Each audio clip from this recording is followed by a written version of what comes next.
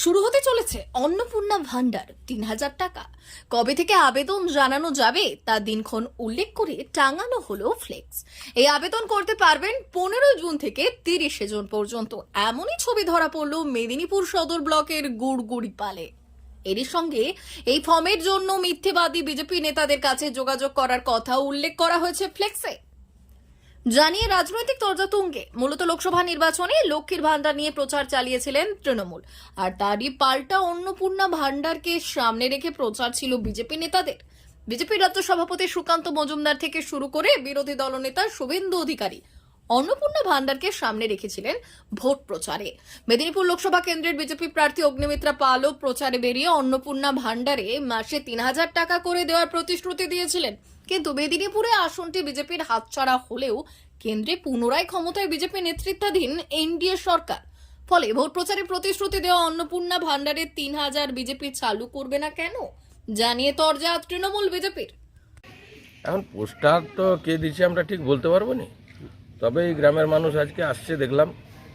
আমাদের এখানে এই লোকসভা ভোটের আগে এই আমাদের সংসদে যেসব বিজেপির কার্যকর্তারা আছে তারা প্রচারের সময় বেরিয়ে বাড়ি বাড়ি ক্যাম্পেনিং করে প্রত্যেককে বলেছিল যে ভোটে জিতলে এবারে মোদি তৃতীয়বারের জন্য প্রধানমন্ত্রী হলে আমরা অন্নপূর্ণা ভান্ডার দিব ৩,০০০ টাকা করে মাসে।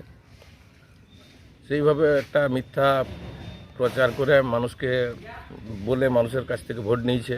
মানুষের ভোটে মোটামুটি এখন মোদি প্রধানমন্ত্রী হয়েছে, নরেন্দ্র মোদি তৃতীয়বারের।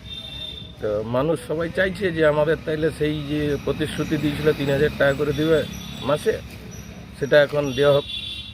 এইভাবে মানুষ করছে আর কি। আর ব্যানার পোস্টারের ব্যাপারে আমরা বলতে কি কখন লাগিয়েছে।